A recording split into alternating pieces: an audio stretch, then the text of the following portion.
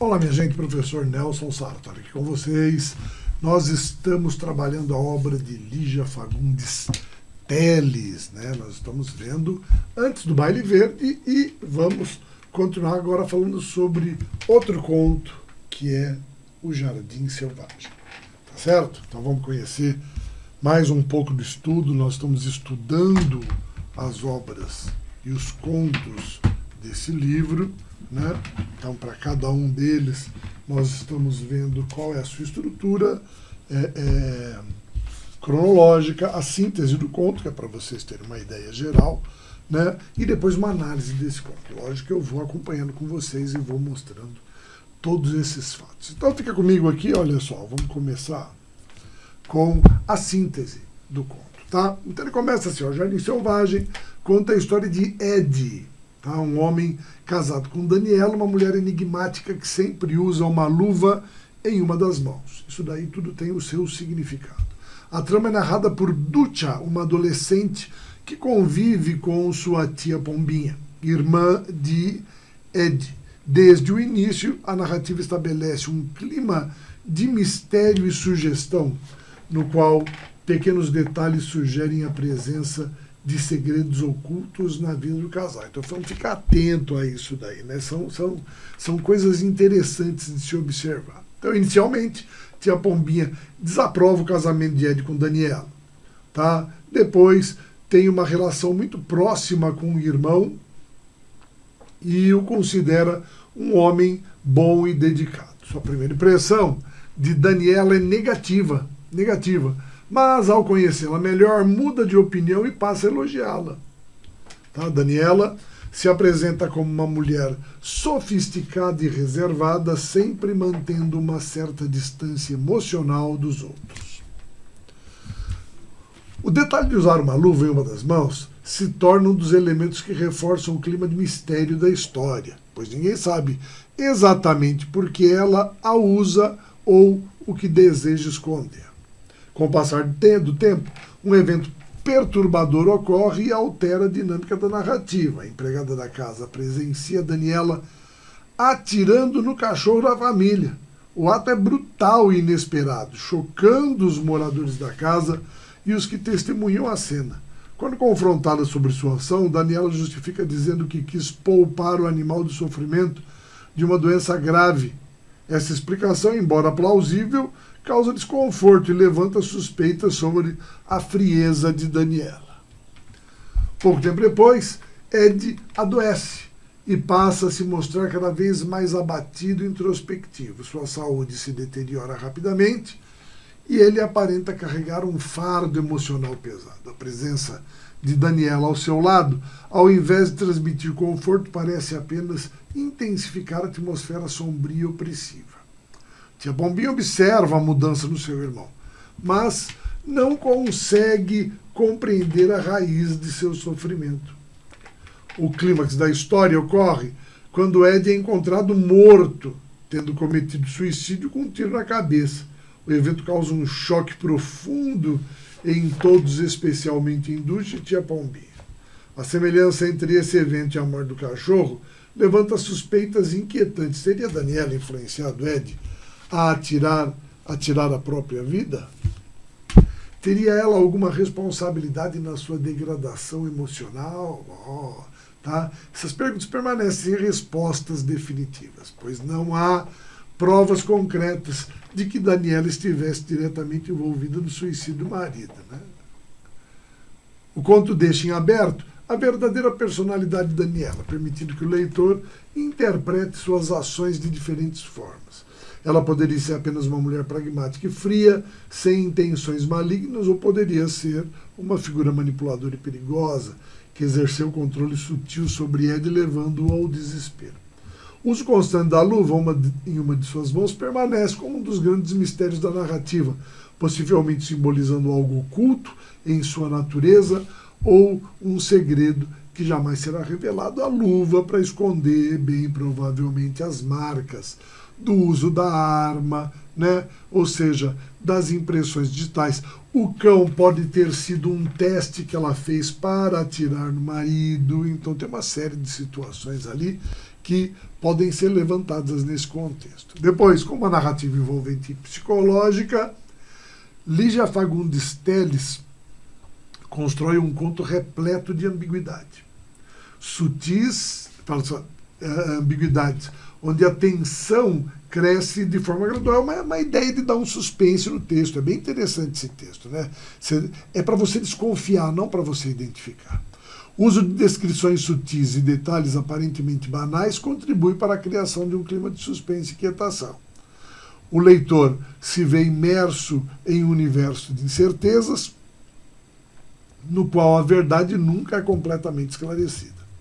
O autor explora temas como os limites da moralidade, os segredos humanos e a complexidade das relações interpessoais. O conto sugere que nem tudo é o que parece e que muitas vezes o que fica nas entrelinhas é mais revelador do que aquilo que é explicitamente dito. Ao deixar o desfecho em aberto e evitar respostas fáceis, Lígia Fagundes Telles desafia o leitor a refletir sobre os personagens e suas motivações, tornando Jardim Selvagem uma obra instigante e aberta a múltiplas interpretações. Não é interessante? Então vamos lá, vamos ver agora a cronologia disso tudo. Tá? A história é narrada por Ducha, uma jovem de aproximadamente 15 anos. Então vamos ver os fatos. Tá? Ela mora com sua tia Pombinha, uma mulher simples e dedicada à família. Tá? Isso daí para mostrar para vocês como de repente tia Pombinha olha o irmão. Né? Então, quem que é o irmão? O Ed. Tá? E a sobrinha, Ducha, quem está narrando. Tá? Ela mora com sua tia, uma mulher simples, dedicada à família. Tia Pombinha tem um carinho especial por seu irmão mais novo, Ed, pois ajudou a criá-lo após a morte da mãe. Ed se casa com Daniela, uma mulher misteriosa e sofisticada. A chegada de Daniela causa estranheza na família, especialmente em tia Pombinha, que a considera inadequada para Ed. Sempre, né? Sempre essa figura materna não confiando nos outros, né? Essa possessão de quem cria, da mãe. Daniela tem um hábito peculiar. Sempre usa uma luva em uma das mãos, mas ninguém sabe o motivo. Tia Pombinha, inicialmente desconfiada, acaba encantada por Daniela e passa a elogiá-la. Né? Vai convivendo, o casal parece levar a vida normal, mas há algo enigmático na personalidade de Daniela. Né? Isso daí vai marcar a estrutura da narrativa. A empregada da casa revela a Ducha que viu Daniela matar o cachorro da família com um tiro na cabeça. Olha só, lembre-se, o tiro na cabeça. Daniela justifica seu ato dizendo que o animal estava sofrendo com uma doença e queria poupá-lo da dor. Vejam aqui a referência ligada ao marido. Depois, a empregada chocada e temerosa pede demissão. Dias depois, a saúde de Ed começa a se deteriorar. Talvez ela tenha construído isso para justificar a morte dele depois. Né? Simulo com um cão, deu certo, simulo com ele, o mato. Tá? Depois, ele é diagnosticado com uma doença grave, mas a natureza da enfermidade não é especificada. Vamos lá. Daniela cuida do marido com aparente frieza, sem demonstrar desespero. A relação entre a Daniela e o Ed se torna mais silenciosa e sombria, como se ele também entrasse em decadência e ela soubesse o que está acontecendo, os dois. Notícia chega, Ed se matou com um tiro na cabeça. Pronto. Não é não? O choque toma conta da família. Mas a reação da Daniela é enigmática. Ou seja, ela não tem uma reação muito forte.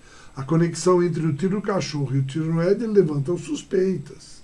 A narrativa não confirma se Daniela teve influência na decisão de Ed. O conto encerra sem respostas definitivas, deixando o leitor com dúvidas sobre as intenções de Daniela, que é essa a proposta, né? Essa é a intenção da estrutura do texto, na verdade. Então ele tem que ver isso daí e o seu funcionamento, né? Entender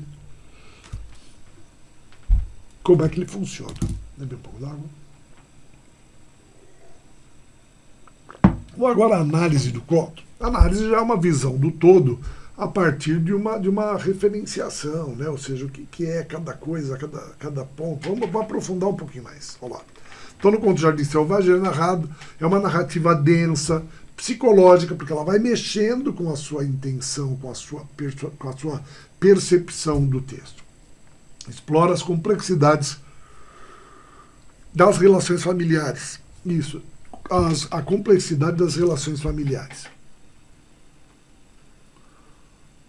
E os papéis sociais atribuídos às mulheres. A figura de Daniela, com sua postura fria e independente, contrasta com o ideal de feminilidade da época, né? Mulher mais dedicada, submissa. Não, nós estamos falando ali de uma época na primeira metade do século XX.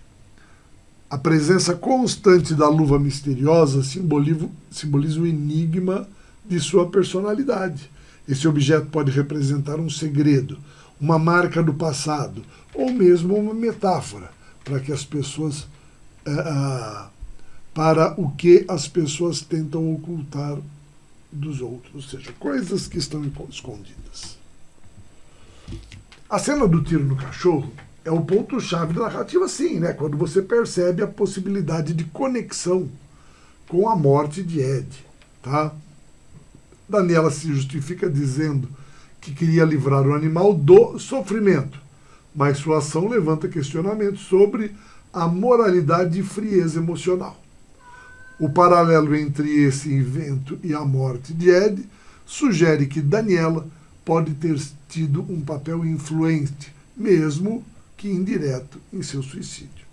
Né? Não significa que tenha sido ela que matou, mas pode tê-lo influenciado, falando para ele, olha, evitar o sofrimento, uma doença que o deteriora, melhor isso daí do que uma morte sofrida. Vai saber, né? A frieza dela pode ter dado esse caráter da estrutura da obra. Então depois ele faz assim. Outro elemento relevante é a perspectiva de Dusha, uma jovem que observa o mundo dos adultos sem compreendê-lo completamente. Sim, sua narração ingênua reforça a atmosfera de mistério e ambiguidade, pois o leitor também não recebe respostas diretas. Então, na verdade, é uma forma de refletir a leitura, a narrativa da menina, né?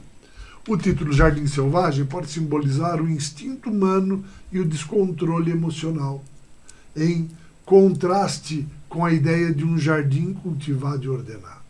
A presença de um jardim selvagem sugere que por trás da civilização existe algo instintivo e imprevisível nas pessoas.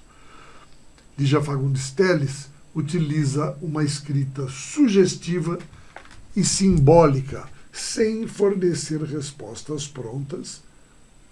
O conto explora, então, temas como a morte, a culpa, a frieza emocional, tá?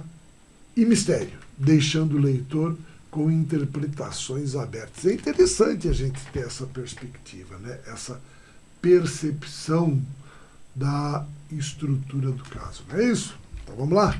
Vamos adiante? Então, vamos agora o Natal na Barca, né? Assim, acompanhando a leitura do livro de contos de Lígia Fagundes Telles antes do Baile Verde. Então vamos para a síntese do conto. O conto diz o seguinte. O conto Natal na Barca, de Lígia Fagundes Telles, é uma narrativa introspectiva e simbólica que explora temas como vazio existencial, desconexão emocional, e a efemeridade da vida, a vida efêmera, sem muito valor. Tá? A história se passa em uma noite de Natal, um momento tradicionalmente associado às reuniões familiares e à celebração, mas que aqui é retratado de forma solitária. Né? De forma solitária, isso que é importante entender. é um dos trabalhos que a Lígia Fagundes Telles faz, né? Ou seja, ela vai explorar essas formas mais angustiantes e psicológicas da vida, né? Ou seja, desprovida de calor humano, solitária e desprovida, algo que você espera que aconteça e que não acontece para todos. A protagonista embarca em uma barca para atravessar o rio, uma cena que desde o início sugere uma sensação de transição e incerteza. O movimento da embarcação e a escuridão da noite criam um clima melancólico refletindo o estado de espírito da personagem principal. Ela está cercada por outros passageiros, obviamente, está viajando, falou, mas não estabelece nenhum laço com eles, o que reforça a ideia de isolamento e distanciamento emocional. Tá? Natal está sozinho, isolada. Tá? A autora utiliza a barca e o rio como potentes elementos metafóricos. Tá? Atravessar um rio pode representar a passagem de um estado para outro, uma mudança interior ou mesmo uma travessia simbólica entre diferentes fases da vida. Né? Lembrando sempre obras que trazem esse contexto, né? A transição, a barca de Aqueronte, o barqueiro que recebe moedas para levar os seus fiéis, para levar os recém-mortos ao outro lado, né? O alto da barca do inferno. Então existe muita literatura falando sobre esse contexto, e Lígia Fagundes Telles lança a mão disso, né? Aqueronte, o barqueiro. Né? No entanto, no conto, essa travessia não conduz a uma transformação efetiva, apenas reafirma a solidão e o vazio da protagonista. Então veja só o paradoxo aí. Né? O movimento da barca é cíclico e monótono, assim como sua vida parece ser. Os outros passageiros são descritos de forma distante, quase fantasmagórica. Até embora compartilhem um espaço físico com a protagonista, suas presenças não oferecem conforto ou interação significativa. Isso sugere uma sociedade cada vez mais alienada, onde as conexões humanas se tornam superficiais e as pessoas vivem isoladas em suas próprias angústias. O Natal, um feriado que tradicionalmente simboliza a esperança, a união e renovação, aparece no conto de maneira irônica e contrastante. Não há família reunida, não há alegria, apenas uma mulher solitária atravessando um rio na escuridão da noite. A festividade que deveria evocar sentimentos de pertencimento e afetividade se torna um lembrete cruel da ausência dessas emoções na vida da protagonista. A narradora também menciona uma criança na barca, um elemento simbólico que poderia representar a esperança e a renovação da vida. O que é esperança, renovação da vida? Tá? Lembre-se, falando ainda disso, citando literatura, a gente pega João Cabral de Melo Neto em Morte e Vida Severina, quando Severino pensa em se atirar no mar, né? Se atirar para dentro da água e para fora da vida, é que nasce uma criança, um outro Severino, trazendo o quê? Esperança. Tá? Então, essa é a ideia interessante de renovação da vida. Vamos lá. No entanto, o protagonista não consegue estabelecer um vínculo afetivo com ela. Esse distanciamento sugere uma incapacidade de se conectar com os valores tradicionais do Natal, com a própria ideia de futuro. Né? Fala assim, a criança é associada ao Natal, né? Ela quem ganha os presentes. Falou, paralela à questão familiar, nós temos essa questão da tradição de presentear, que é a criança, que geralmente é criança boa, criança má. Tá? Ao longo da narrativa, a sensação de incompletude da protagonista se torna mais evidente. Seu passado, suas relações e suas emoções são pouco exploradas diretamente, mas sua solidão sugere um desajuste emocional profundo. Ela não pertence a lugar algum, não tem laços significativos e sua jornada na barca parece ser apenas mais um episódio de sua vida sem propósito. Então veja como eles vão construindo esse conceito de que a vida vai levando. Você perceba que o barco deixando a vida me levar, né? Deixando a vida me levar, que é isso que está acontecendo aí nesse contexto, tá? O barco deixa a correnteza fazer o seu serviço, a vida monótona, o barco monótono, tá? Então, é daí que vem essa ideia de passado, das relações e emoções pouco exploradas diretamente, tá? É isso que ela quis dizer. Ela não pertence a lugar nenhum, não tem laços significativos e sua jornada na barca parece apenas ser mais um episódio de sua vida sem propósito definido. E vamos lá, a conclusão do conto não traz uma resposta clara ou desfecho tradicional. Não há redenção, não há reencontro, mudança significativa. Tá? A protagonista continua sua travessia, tanto física quanto emocional, sem um destino claro. Esse final aberto reforça a sensação de vazio e a temática existencial do conto. Então é muito importante a gente entender que a ideia não é contar uma historinha. A ideia é mostrar uma profundidade de sentimento e de estado de alma que os personagens apresentam. Por fim, Natal na Barca é uma reflexão profunda sobre uma solidão e efemeridade das relações humanas, a incapacidade de encontrar sentido e conexão no mundo moderno. Através de uma narrativa sensível e simbólica, Lígia Fagundes Telles nos convida a refletir sobre o isolamento humano e a melancolia da existência. Principalmente, vejam só, quando se trata de pessoas mais maduras, como no caso da Lígia escrevendo esse conto, já com certa idade, a gente começa a ver o seguinte, que as pessoas começam a pleitear uma vida, a possibilidade de uma vida sozinhos, tá? A possibilidade de uma vida sem a presença da família, ou porque vamos perdê-la, porque já perdemos, ou então porque estamos indo em direção a algo irreversível, né? Então existe ali uma melancolia dentro desse texto.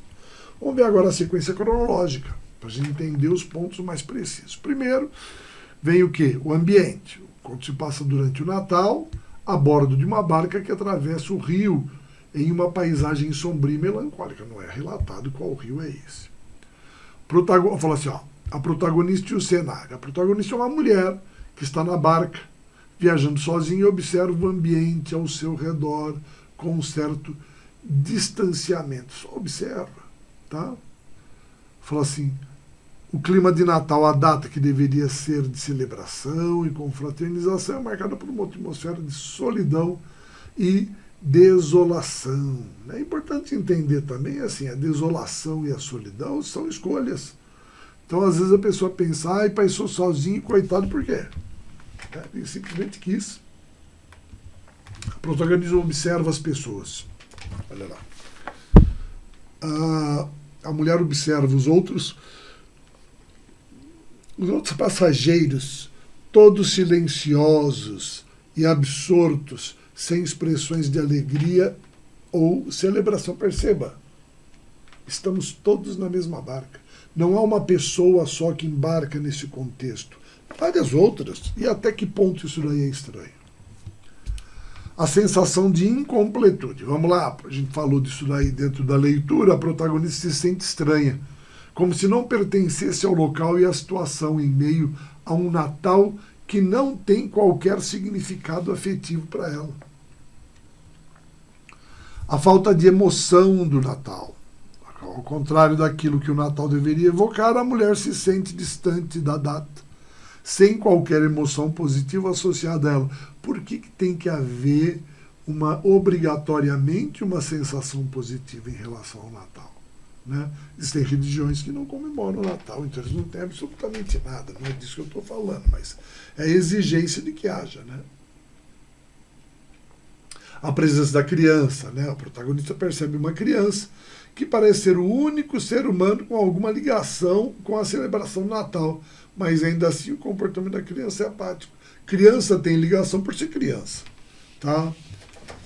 E a reflexão sobre o Natal, o significado. A mulher começa a refletir sobre a significação do Natal em sua vida. E como a data para ela perdeu o seu caráter de celebração e renovação. Nem tudo é assim, porque ela cresceu. Tá? A relação com a família, ela pensa em sua família, mas a imagem que surge é distante, fria, sem qualquer laço emocional. Então há uma referência relativa ao Natal. A ausência de vínculo afetivo. A protagonista se dá conta de que está cada vez mais distante das pessoas que ama e talvez nunca tenha conseguido estabelecer uma verdadeira conexão afetiva. É aí que entra coisa diferente. Existem as pessoas dentro da vida dela, dentro da sua relação.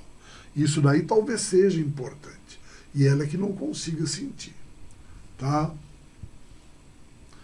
A sensação de desolação, a barca, o rio, a paisagem sombrio se tornam metáforas para o vazio emocional da protagonista. Ela está vazia. Tá? Que se sente deslocada em sua própria vida. A visão de um homem idoso, olha só. A mulher observa um homem idoso na barca que parece ser indiferente ao Natal, absorvido em seus próprios pensamentos e lembranças. Vejam como ela coloca valores dentro disso, até em função da idade das pessoas. A solidão é o tema central. Né? Não, a solidão aparece como tema central do conto, tanto na parte da protagonista quanto das outras pessoas ao seu redor, que também parecem alheias ao espírito natalino. Né? Um jargão. A busca por significado. A protagonista, em seu isolamento, busca algum significado na data e nas situações que a cercam. Tá? Mas não encontra. Não tem, não vê sentido. Conheço muita gente que é assim, que não gosta desse clima de Natal, prefere isolamento, não gosta disso. O barco como metáfora, o barco, isso nós já falamos disso daí, como sua travessia se torna metáfora para a travessia na vida. Tá? Para a busca de algo que a mulher ainda não compreendeu e alcançou. É isso, ela está em busca. O pensamento sobre a infância, ela pensa sobre a infância e como a visão do Natal mudou ao longo do tempo. De algo cheio de promessas e significados para um vazio emocional. Não é? E o vazio existencial, tá? Ela sente esse vazio, algo que persegue, tá? E que está presente em todas as suas interações e percepções da vida. A vida vazia, tá? O contraste com a felicidade alheia, ela percebe que os outros passageiros, embora em silêncio, parecem estar em paz com sua situação. O que a faz refletir sobre a própria insatisfação. Por que eu estou insatisfeita? Porque eu estou sozinho no Natal, tem muita gente que vive isso daí, não precisa, não sente falta. Tá? O destino final da barca se aproxima, mas para a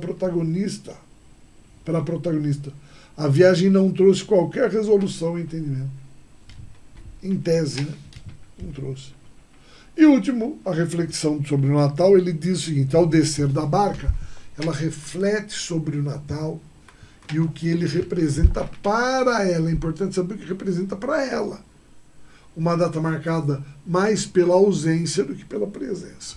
Então, é isso. São valores que se atribuem a essa estrutura.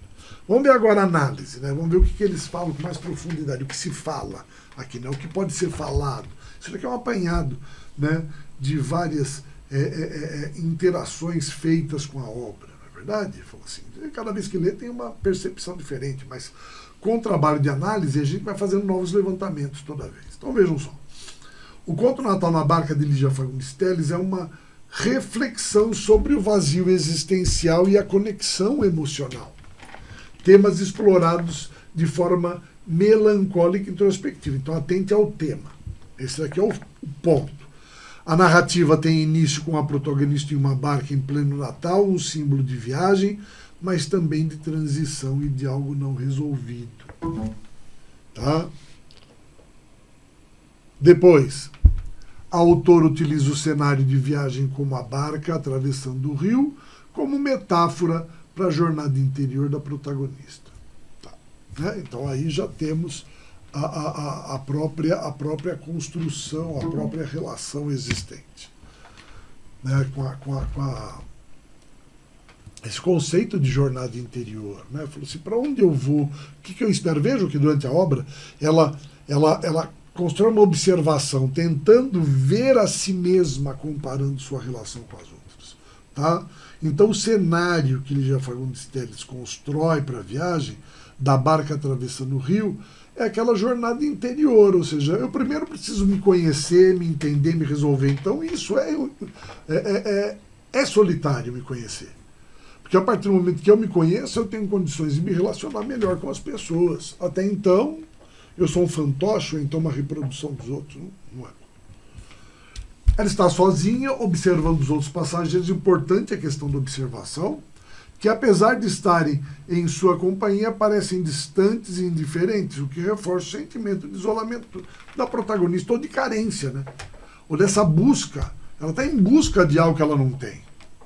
O Natal, uma data de confraternização e celebração, é retratado de forma antitética, ou seja, uma antítese, sem emoção ou significado real. A protagonista não se conecta com a data, nem com sua família, nem com a criança que deveria representar a esperança e a renovação, tá, dessa festividade. Veja como se atribui à criança o papel de absorção do Natal. Não, criança tem que gostar de Natal. Tá? Depende da forma como ela é criada. A sensação de incompletude e a solidão é reforçada pela falta de vínculo afetivo profundo, que são gradualmente revelados pela protagonista ao longo da narrativa. Então, não tem esses sentimentos profundos. Mas existe a busca por um sentido que a liga ao mundo. Tá? E aí vem o símbolo do Natal, a família, a si mesma. Tá? Ela permanece, toda essa perspectiva permanece infrutífera, sugerindo um desajuste emocional e profundo dela. Ela não é capaz de se conectar com as pessoas. O conto não apenas critica a desintegração das relações humanas, olha só, mas também sugere que o vazio existencial é um produto de uma vida desprovida de conexões reais. Você não tem conexões afetivas, familiares, de amizade. Tá? Então você se isola. A barca e o rio, assim como o Natal, tornam-se símbolos da travessia de um ser humano perdido, sem direção ou propósito claro. Então essa que é a ideia, né, da obra. Vejam, Lígia Fagundes Telles quer explorar justamente sensações, sentimentos e o estado psicológico das pessoas. Por isso ela constrói cenários e contextos em que isso seja possível. É importante entender que são ensaios sentimentais. É um conto, mas é um conto que tenta traduzir uma emoção no sentimento. Tá certo, minha gente? Nos vemos, então, no nosso próximo bloco. Até mais.